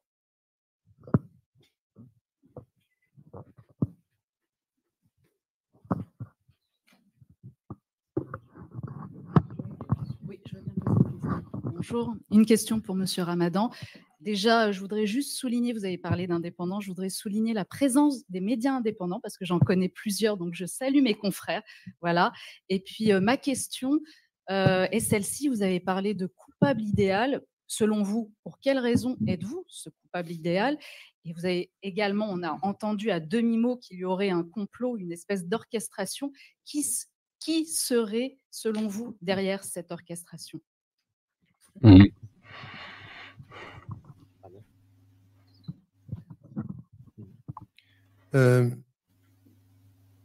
Merci de la question. Juste une chose que j'ai oublié de vous dire, il y a des dossiers de presse qui sont préparés et il n'y en a pas suffisamment pour tout le monde. Vous les recevrez par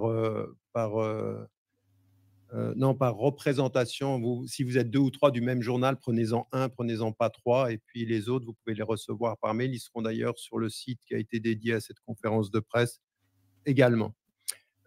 Concernant votre question sur pourquoi est-ce que je suis le coupable idéal.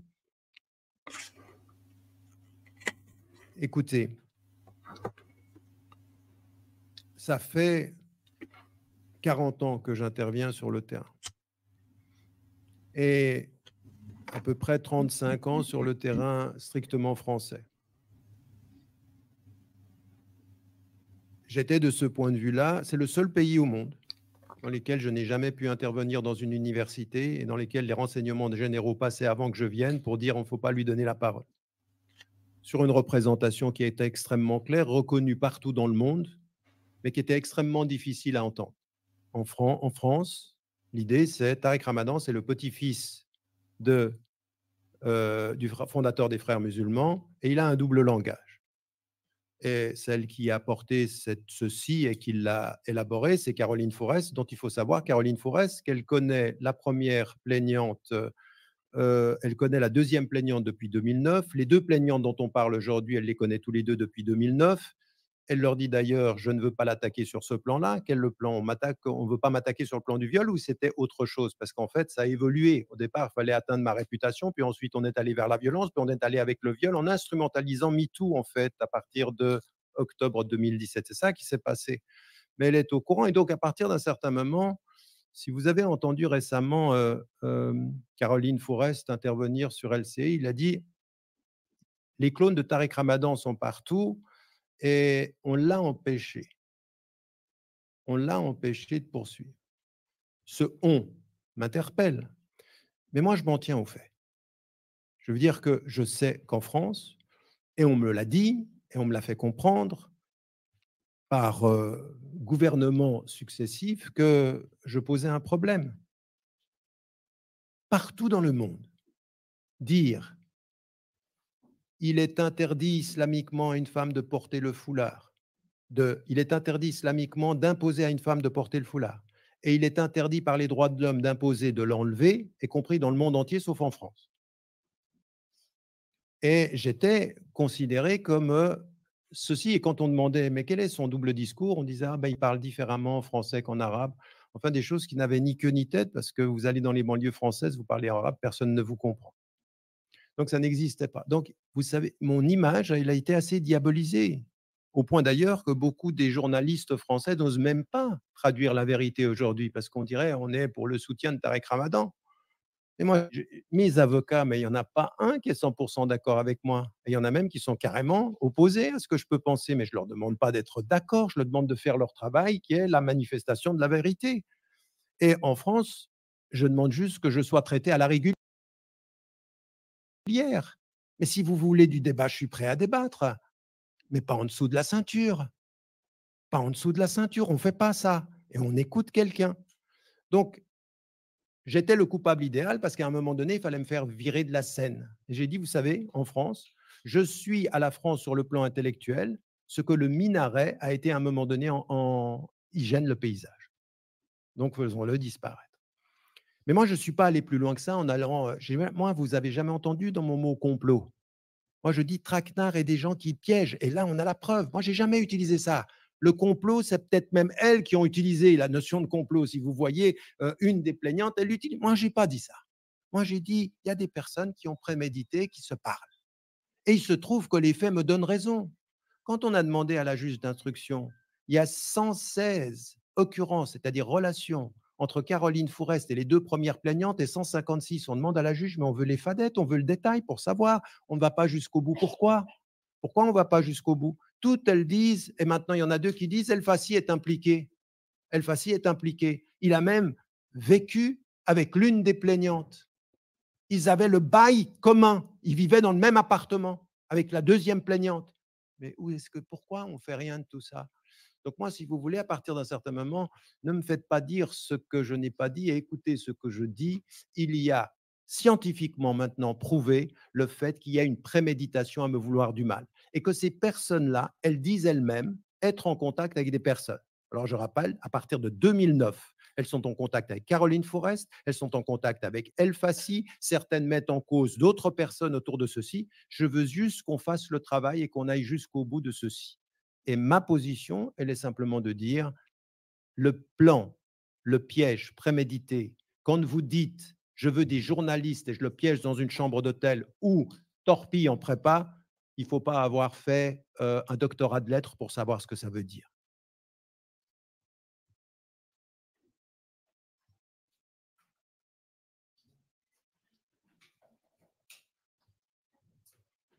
Pas d'autres questions? Pardon? Ouais. D'accord, donc maintenant on passe à vos interventions plus spécifiques, je pense, avec les journalistes qui veulent vous voir, vous.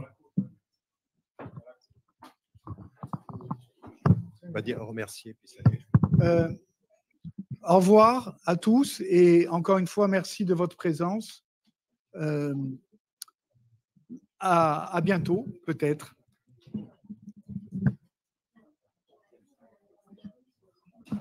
Mais non. Mais non. Vous voyez le mal partout.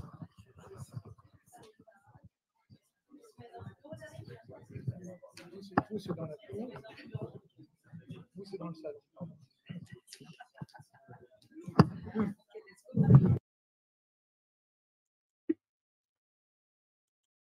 Bon.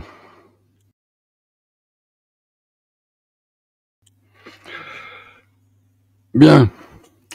Alors, si vous nous suivez depuis un petit moment, vous savez que je fais partie de ceux qui ont toujours cru à l'innocence de Tariq Ramadan. Depuis des années, je publie des articles. J'ai publié des articles en expliquant que Tariq Ramadan gênait le pouvoir sioniste dans notre pays. Et vous l'avez vu comme moi, vous l'avez vu débattre face à des Alain Finkielkraut, face à des personnalités de l'intelligentsia sioniste. Et vous avez vu de quelle manière Tariq Ramadan a réussi à faire valoir son point de vue. Alors, nous sommes deux, en l'occurrence, à avoir annoncé à Tariq Ramadan les ennuis qui allaient lui tomber sur la tête, parce qu'on savait, lui et moi, en l'occurrence il s'agit de Jacob Cohen, que Tariq Ramadan était trop intelligent, trop cultivé, et qu'il donnait une image différente de la société musulmane, une image différente de celle qu'on veut donner, par exemple à travers des imams Chalgoumi, où vous avez l'impression en fait qu'ils ont choisi le plus abruti de tous pour donner l'image la plus dévalorisante des musulmans. Moi, parmi mes amis, j'ai des juifs, j'ai des musulmans, et les musulmans que je connais sont des gens bien élevés, cultivés, instruits, intelligents, et Dieu sait s'ils ont des difficultés à se faire une place dans la société française.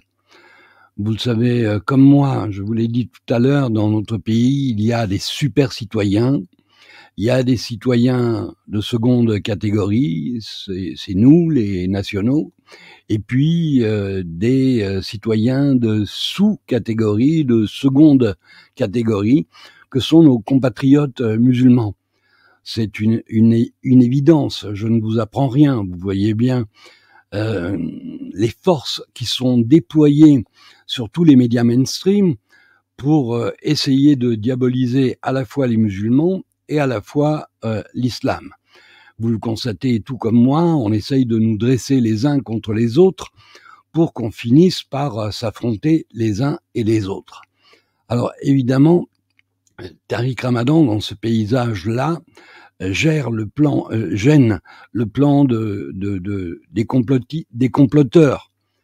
Alors, la vérité va finir par surgir. Je dis qu'elle a mis 8 ans à monter l'escalier. Je suis heureux qu'enfin on ait des preuves scientifiques établissant la préméditation de ce qui est arrivé à Tariq Ramadan. Je pourrais citer des noms, mais je ne vais pas le faire par prudence et puis par souci de la vérité, mais il arrivera un moment où nous pourrons énoncer les noms de tous ceux qui ont participé et contribué à cette machination, parce que c'est une machination. Et vous verrez que dans ces noms, il y a des personnages notoirement connus, qui étaient d'anciens avocats devenus députés ou députés-maires dans certaines agglomérations de la région parisienne. Des gens qui, en surface, se présentent comme des moralisateurs, mais qui en privé sont des dépravés de la pire espèce. Et ce sont ces gens-là qui accusent Tariq Ramadan de péchés qu'il n'a pas commis. Alors, certains ont dit oui, mais il a quand même commis un adultère. Je ne sais pas s'il a commis un adultère. Seul Tariq le sait, et Dieu lui-même. Et en l'occurrence, aucun de nous n'est parfait. chacun de nous peut commettre une erreur. Mais ça concerne Tariq Ramadan et son épouse. Ce n'est pas une affaire publique, c'est une affaire privée. Or, vous avez pu constater le soutien que la famille de Tariq Ramadan lui a apporté, à commencer par son épouse et par sa fille. Donc, ce problème qui n'en est pas un aurait pu effectivement être réglé dans l'intimité, mais la presse s'est emparée de ça parce que c'était le moyen idéal d'abattre Tariq Ramadan. Mais vous le savez, les ennemis de Tariq Ramadan sont exactement les mêmes que ceux qui s'en prennent à Alain Soral, ceux qui s'en prennent à Dieudonné, ceux qui s'en prennent à tous les dissidents, tous ceux qui font entendre une voix différente du narratif officiel qui nous est asséné quotidiennement par les médias mainstream. Et en parlant de médias mainstream,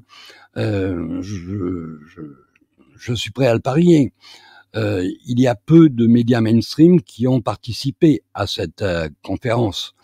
Parce que comme l'a expliqué Udo Hugflot, ce journaliste allemand qui est mort 1 mois après avoir dit la vérité, ce journaliste avait dit qu'en Europe, il y avait près de 3000 journalistes employés dans les médias mainstream qui étaient directement reliés à la CIA ou au Mossad. Alors croire qu'en Occident, les médias sont là pour faire de l'information, c'est vraiment croire au Père Noël. D'ailleurs, il y a un sondage qui le démontre. Je ne crois pas que tous les sondages soient bons. Certains sont utilisés pour manipuler l'opinion publique. Mais celui-là, il peut être vérifié par chacun d'entre nous. 80% des Français ne font plus confiance ni aux hommes politiques, ni aux médias. Il y a probablement de bonnes raisons pour ça. Les médias, les nôtres, les médias mainstream, et je parle des médias occidentaux, ne sont pas des instruments d'information, mais des instruments de manipulation de l'opinion publique. Alors évidemment, voir surgir des preuves scientifiques qui attestent de l'innocence de Tariq Ramadan, de la préméditation des actes qui ont été commis contre lui, ils vont pas reconnaître qu'ils ont menti. Ils vont pas reconnaître avoir commis une erreur. Ils ne vont pas reconnaître une faute professionnelle. Non, non. Vous verrez que les médias mainstream ne vont pas parler de cette conférence. Et c'est la raison pour laquelle nous, médias indépendants, nous nous sommes mobilisés pour couvrir cette conférence, puisque de toute façon, les médias ne le feront pas. Alors je vous invite, chacun d'entre vous, si vous nous faites l'amitié de nous suivre régulièrement, si vous nous faites confiance, accordez à Tariq le bénéfice du doute, s'il vous plaît. Comme ça doit être le cas dans toutes les procédures de justice. Le doute doit toujours bénéficier à l'accusé. Et je vous disais tout à l'heure que j'ai eu cette discussion avec Alain Soral, et Alain m'a dit, tu sais, si Tariq ne s'était pas appelé Tariq Ramadan, il serait sorti le soir même, parce qu'on ne met pas quelqu'un en prison sur la base de simples accusations. Il faut que ces accusations soient étayées par des preuves. Là, en l'occurrence, on n'a pas attendu les preuves. On s'est contenté de simples déclarations, de simples accusations, sans vérifier si elles étaient honnêtes ou mensongères. Alors, c'est une des particularités du dossier Tariq Ramadan, c'est que la première chose qui lui a été niée, c'est le droit à la présomption d'innocence.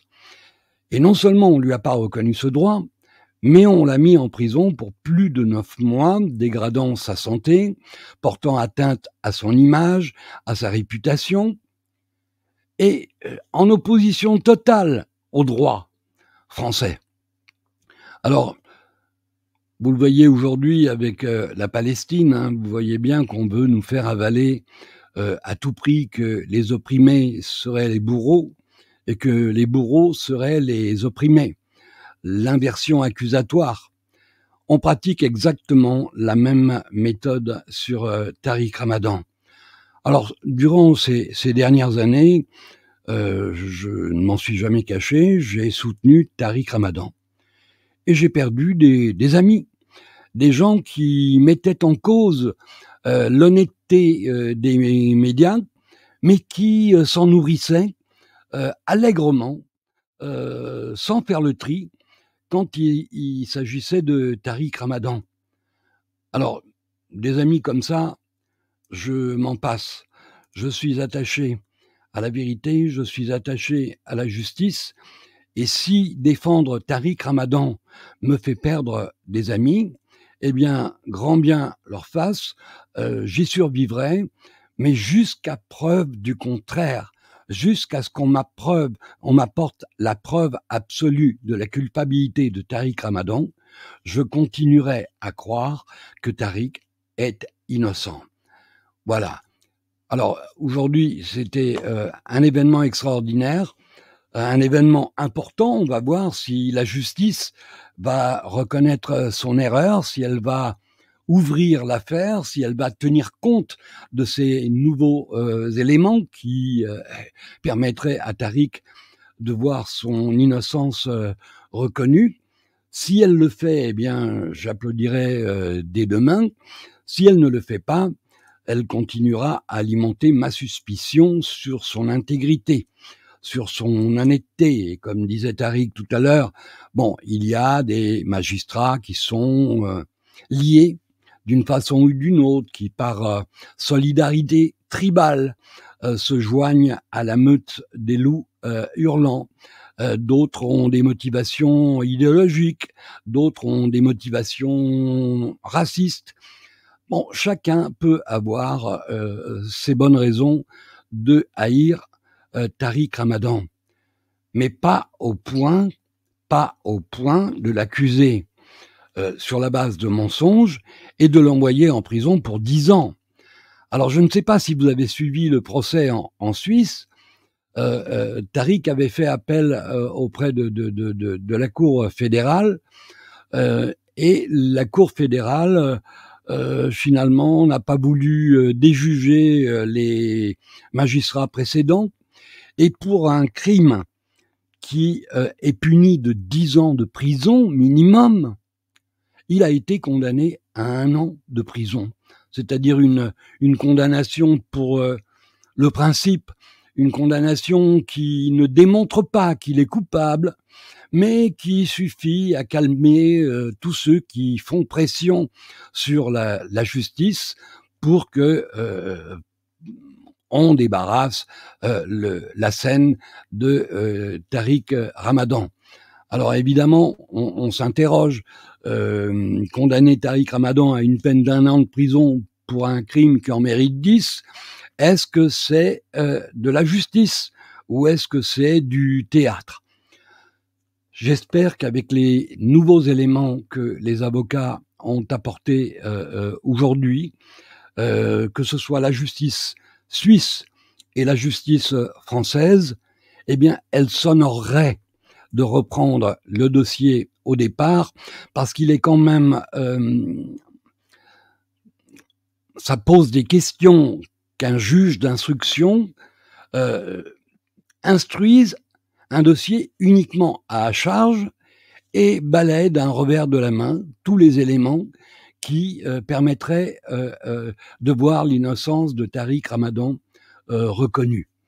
On a le droit de se poser des questions quand les choses se déroulent de cette manière. Alors j'espère me tromper, j'espère qu'effectivement Tariq a raison, qu'il existe des magistrats intègres et honnêtes. Et encore une fois, Tariq Ramadan ne demande pas à bénéficier d'un traitement préférentiel. Il demande juste à être traité comme un justiciable ordinaire. Oubliez qu'il s'appelle Tariq Ramadan. Oubliez que son grand-père a fondé les Frères musulmans. D'ailleurs, à titre anecdotique, mon grand-père était communiste et je suis anti-communiste. Donc, on ne peut pas accuser Tariq Ramadan d'être le petit-fils du fondateur des frères musulmans et d'être actif dans ce domaine. Tariq s'en est expliqué 10 fois, 15 fois, mais vous savez comment fonctionnent les calomniateurs. Ils répètent un mensonge 1000 fois en espérant que ce mensonge devienne une vérité. Alors j'espère qu'on va voir le bout du tunnel de cette affaire, parce que vous savez d'abord que je crois en son innocence, et non seulement je crois en son innocence, mais j'ai un grand respect, une grande estime pour Tariq Ramadan, qui est, vous le savez, désormais chroniqueur sur notre chaîne, donc régulièrement il viendra co-animer des émissions avec moi et commenter l'actualité. Et il le fait avec beaucoup de brio et beaucoup d'intelligence. Alors, je ne prends pas la défense de Tariq parce qu'il est chroniqueur sur TVADP. Si j'étais convaincu que Tariq était coupable, jamais je ne l'aurais invité sur TVADP. Mais si je le fais aussi régulièrement, c'est parce qu'en mon âme et conscience, je suis convaincu de son innocence. Et j'espère que, à travers cette conférence de presse, si vous aviez quelques doutes, eh bien, ils sont levés. Il n'y a rien de plus insupportable que d'essayer d'envoyer un homme innocent en prison. Et ceux qui se livrent à de telles machinations devront tôt ou tard en payer le prix. Et j'espère que le moment viendra où je pourrai vous citer la liste de tous ceux qui sont impliqués dans la machination, parce qu'on est un certain nombre de journalistes indépendants, des Britanniques, des Américains, comme le précisait Tariq tout à l'heure, et même des Français qui travaillent sur ce dossier depuis pas mal de temps. Et nous avons réuni suffisamment d'éléments pour attester qu'effectivement, Tariq Ramadan a été victime d'une machination malveillante, une machination criminelle, puisqu'il s'agit de l'envoyer en prison. Et parmi ceux qui ont participé à la machination, il a prononcé ces mots: « Il faut que Tariq Ramadan sorte de prison les pieds devant ». Donc l'objectif, ce n'est pas seulement de l'enfermer, c'est peut-être d'essayer de le faire mourir en prison. Ceux qui sont capables d'une telle machination ne sont pas des êtres humains. Ils n'ont ni conscience ni morale. Et pourtant, ce sont leurs accusations qui permettent aux médias mainstream de faire de Tariq Ramadan un coupable supposé. C'est quand même honteux. Et je ne peux pas, évidemment, cautionner ça. Je ne fais pas partie de ceux qui hurlent avec les loups. Et ils peuvent être 1000 contre moi à dire non, Tariq Ramadan est coupable parce que la télé l'a dit. Si je suis convaincu que Tariq est innocent, ils peuvent être 1000 en face de moi. Je continuerai à dire ce que j'ai à dire. Et j'espère que l'opinion publique va prendre conscience, mais je crois qu'elle est déjà consciente de la manière dont on nous manipule, la manière dont on nous conditionne à croire une chose plutôt que le contraire, à croire le mensonge plutôt que la vérité. Mais ainsi que l'a prouvé le Covid, il y a dans ce pays 30% de gens qui sont méfiants, qui ne font pas confiance au gouvernement, qui ne font pas confiance aux médias, qui ne font pas confiance aux autorités sanitaires. Et on a eu raison de ne pas leur faire confiance, puisqu'aujourd'hui nous sommes face à un crime contre l'humanité, puisqu'aujourd'hui nous savons qu'ils ont en projet un programme de dépopulation mondiale. Et si vous avez vu l'émission d'hier soir du Doc Loridan, vous savez très bien que ce programme continue à se dérouler et que nous sommes tous des victimes potentiel. En matière de justice, c'est exactement la même chose. Et Caroline disait tout à l'heure, effectivement, elle prononçait cette phrase de La Fontaine, que vous soyez riche ou misérable en fonction du fait que si vous êtes riche, eh bien, vous avez des chances qu'on vous blanchisse. Si vous n'êtes pas riche ou si vous êtes né au mauvais endroit avec un mauvais nom, vous avez de fortes chances de finir au trou. Voilà, on va essayer d'éviter cette injustice pour Tariq Ramadan et on va se mobiliser pour que justice lui soit rendue enfin, pour que son honneur soit rétabli et pour qu'il puisse retrouver une vie normale. Parce que si on se met à sa place, lorsque vous êtes innocent et que vous avez tous les médias contre vous, toutes les personnalités qui comptent, l'intelligentsia sioniste qui n'est jamais à court de calomnie pour salir ceux qui vont à l'encontre de leur narratif. Et n'oubliez pas, Tariq est aussi un défenseur acharné de la cause palestinienne. Le problème, c'est qu'il le fait avec tellement de talent et tellement de force qu'évidemment, ça gêne le narratif officiel. C'est la raison pour laquelle il fallait lui nuire et essayer de le dégager de la scène publique. Je crois que vous avez tous compris ça. Et si vous êtes là aujourd'hui, c'est probablement parce que vous l'avez compris. Alors, je tiens à vous remercier, Stéphanie Renaud qui est allée assister à la conférence de presse de Tariq Ramadan pour Tribune Libre et puis pour TVADP. Mais puisqu'on a diffusé le direct en direct, on va voir avec Stéphanie si ça vaut la peine de rediffuser. Je pense que ça vaut la peine que cette conférence de presse soit rediffusée justement pour compenser la mauvaise volonté des médias mainstream qui vont tout faire pour l'étouffer. Voilà, je veux remercier au passage Sam Léo qui est notre modératrice qui normalement travaille aujourd'hui mais qui nous a fait la gentillesse de venir quand même participer à la modération du chat. Je veux remercier aussi la fidèle Caroline Ruby qui est là, qu'il pleuve, qu'il neige, qu'il vente. Elle est toujours là. Merci Caroline. Merci Sam. Merci pour votre aide. Elle est précieuse, bien que on a la chance d'avoir un chat plutôt composé de personnes bienveillantes. Donc c'est plus agréable d'avoir affaire à des gens bienveillants qu'à des gens malveillants. D'ailleurs, j'en ai viré deux du chat, Sam et Caroline. Ceux qui reprennent les accusations des médias mainstream, on sait de quel côté ils se situent. Ceux-là n'ont pas de place sur notre chaîne. On décèle les malhonnêtes et les missionnés à des kilomètres, à la ronde, au pif. Vous voyez ce que je veux dire? Voilà. Alors, je vous souhaite une bonne après-midi. Ce soir, vous retrouvez Bernard Claudel. C'est mon jour de repos le mardi soir. C'est quelqu'un d'autre qui réalise l'émission.